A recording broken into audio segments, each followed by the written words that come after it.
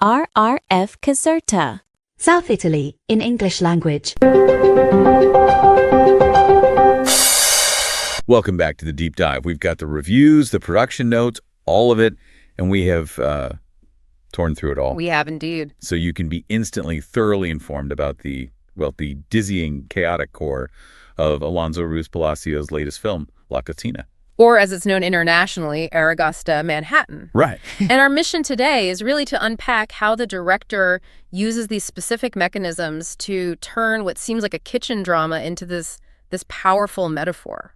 So we're looking at why critics are calling this film a devastating critique of contemporary turbo-capitalism. And the immigrant experience in America. Yeah. The sources we have are pretty rich, and they detail Ruiz Palacios' whole approach here. And he's already got that strong pedigree, with award winners like Gueros and Museo. Exactly. So this new film, it's inspired by an Arnold Wesker play, The Kitchen, but it fuses everything. Drama, comedy, fable. Almost like a documentary at times. Right. One critic actually called it an urban rhapsody, a melting pot of faces and languages all packed into this one frenetic space. It premiered for the Golden Bear at Berlin, so it's got that immediate critical momentum. Well, what's really fascinating, and what the sources keep pointing to, is how the film's political themes are completely inseparable from its technical choices. It's not just a story about cooks. No, not at all. It's a visual treatise on economic pressure. Okay, so let's unpack this core setting then. The film, it immediately throws you into the engine room of Manhattan. Total chaos. The main location is this substandard restaurant in Times Square called The Grill. And it feels less like a workplace and more like a pressure cooker. That's by design. The location is crucial. That one restaurant is set up to be a complete microcosm of, global migration and exploitation. And the staff is this incredible mix. Mostly undocumented immigrants. From all over Latino, Maghreb, Middle Eastern backgrounds, and they're all forced to work shoulder to shoulder with locals. And the thing holding them together, supposedly, is English. It's the lingua franca. But the sources point out the irony there, which is that it's often barely functional. It just leads to more miscommunication, more tension. Which just amps up that feeling of confinement. And the sources really emphasize that spatial constraint. The entire world of the film is, I think the quote was, stuffed into a confined space. Yeah.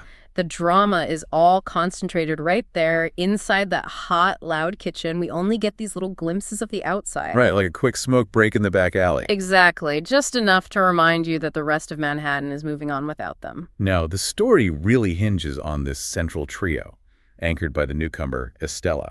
Played by Ana Diaz. She's this just adult Mexican girl who arrives in the city looking for a job, and also for her childhood friend, Pedro. And her entrance, before she even gets to the kitchen, is just a masterclass in disorientation. Oh, it is. The sources detail how her journey starts with this fragmented sensory barrage. The film uses this two-tone color. A reduced format.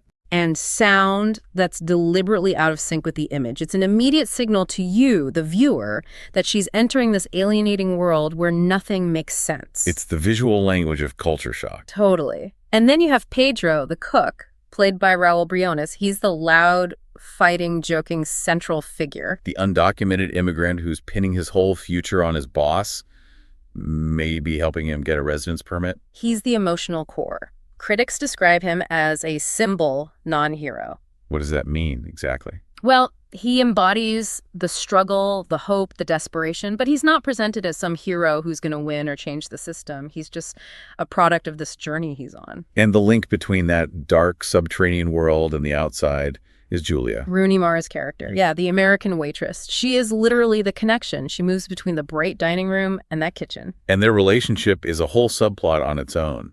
It's complicated by her pregnancy and her decision to have an abortion. Right, which hits Pedro really hard. It challenges all his ideas about family and, permanence. Julia is a window.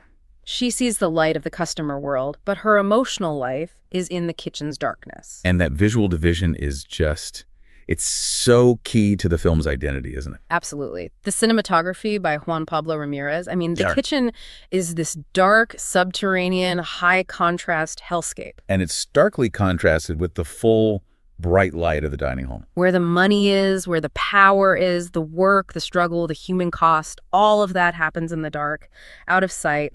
The clean, elegant part happens in the light. But the scene that really stuck with me from the reviews is the one place they find some peace, the walk-in refrigerator. Yes, that's where they steal these passionate moments. And visually, it's a spectacular break. The door opens and you get this intense window of blue, both bright and nostalgic. It just fractures the black and white for a moment. It's visual relief, the only space their passion can survive the heat. But even there, the director uses these unsettling wide-angle shots. So they look like detainees put against the wall. Exactly. It reinforces that even their solace is a form of confinement. So if we zoom out a bit, the restaurant itself becomes this powerful ideological statement, a metaphor for galloping turbo-capitalism, as you said. That's the core critique. The chaos isn't just incidental, it's structural. The kitchen staff, they function automatically, just focused on survival, on output, on revenue. There's no emotional connection to the product or the customer. None. They're just cogs in a machine designed for speed and profit above all else. So their fights, their arguments, Yeah.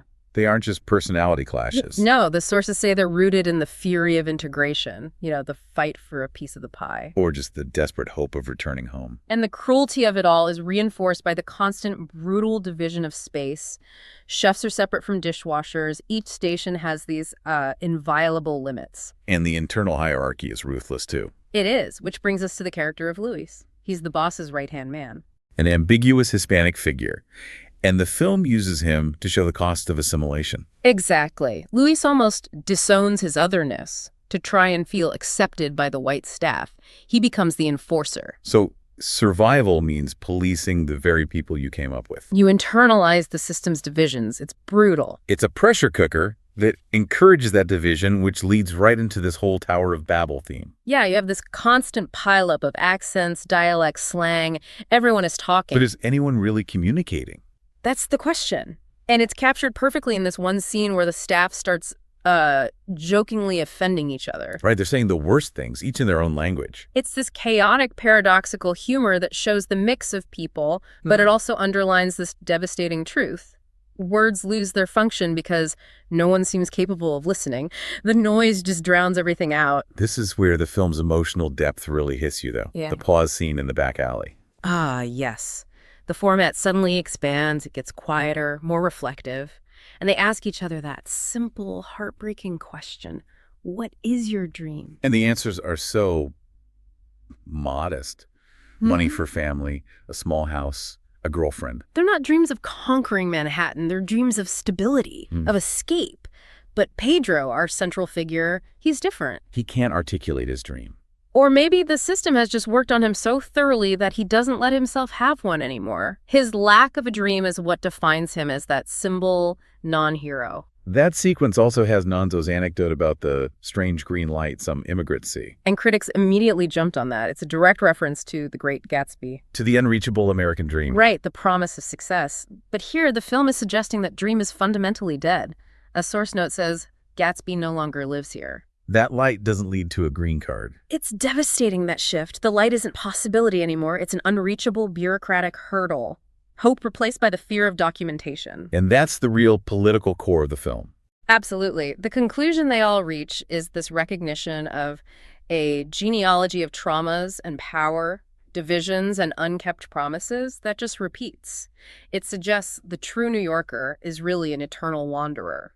What's remarkable is how the director conveys all this thematic weight while keeping the film so technically dazzling. He consciously rejects an easy flow. He does. Let's go back to that opening sequence. The fragmented images, the disjointed sound. It's not just confusing for the sake of it. It's intellectually anchored. It is. The sources connect that opening the train, the subway, to David Thoreau's description of the locomotive in Walden. He called the train sound the hawk's cry that invades natural peace. And Ruiz Palacios uses the frantic speed of the metro to reflect the invasion of the turbo economy on Estella's individual piece. Though the modern metropolis is inherently destructive to the human spirit. A violent disruption. But even with all that, the movement inside the kitchen is described as graceful. That's the virtuosity of it. The film uses a lot of long takes, the piano sequenza, but it never feels like he's just showing off. Not at all. The movement is described as a soft choreography of Broadway, or like nervous rhapsodies, kind of reminiscent of Bob Fosse or even early Woody Allen. The camera slows, it breathes, but the pace stays absolutely manic. It mirrors the system's demands. And the whole visual style reinforces this. The black and white is, according to one critic, a deliberate nod to classic Hollywood cinema. But then you get those startling flashes of color. The intense blue of the freezer, the warmth of the alley, and what a source calls the alien final illumination. These are moments where the reality of the work is suspended, or maybe overwhelmed. The editing is masterful too. The whole film feels like a train in motion of different cars on the edge of disconnection. That captures it perfectly. That rapid flow is the turbo economy, where everyone is just rushing forward, one step away from derailing. And as that pressure mounts, the chaos breaks down into something surreal. Yeah, you start seeing these bizarre images like cherry cola floods and spaghetti crowns of thorns. The environment itself is literally breaking under the stress. This is where Estella, the newcomer, becomes vital again. Right, because she hasn't internalized the system's absurd rules yet. She gives the viewer what the sources call a crystalline purity of a conscious gaze. She risks going insane because she hasn't learned to ignore how crazy it all is. Her unjaded perspective lets us, the audience, see the madness that everyone else has just accepted as their reality. So when you put it all together, what Ruiz Palacios did was take these intensely political subjects, immigration, precarity, and deliver them with such technical complexity. The critics still called his touch firm and delicate. Yes, he succeeded in crafting this complex choral story where every single character gets their moment of light, even in the middle of all that darkness. It's an incredibly immersive piece of cinema. It doesn't lecture you, it puts you right in the heat. The strength is in that synthesis. He shows us the machine, but refuses to ignore the humans who are trapped operating it. And that brings us to the final image. The deep dive ends by connecting Estella's strange, enigmatic smile at the very end of the film. With that earlier Thoreauvian metaphor of the train. Right. So if the train represents the crushing reality of the turbo economy, where everyone just runs on this one track toward success, Yeah. what does Estella's smile suggest? The critic notes it seems to arrive from another time and a distant galaxy. It leaves you with this powerful, unresolved question. Does that smile suggest there's still hope somehow outside the system? Or has she finally just internalized the madness? Reached a point of transcendence. Or maybe insanity. If the American dream is gone, what path is left for the eternal wanderer in that city? Think about that the next time you feel that unrelenting pressure of the clock during your own workday. It might be time to find your own window of blue. RRF Caserta. South Italy in English language.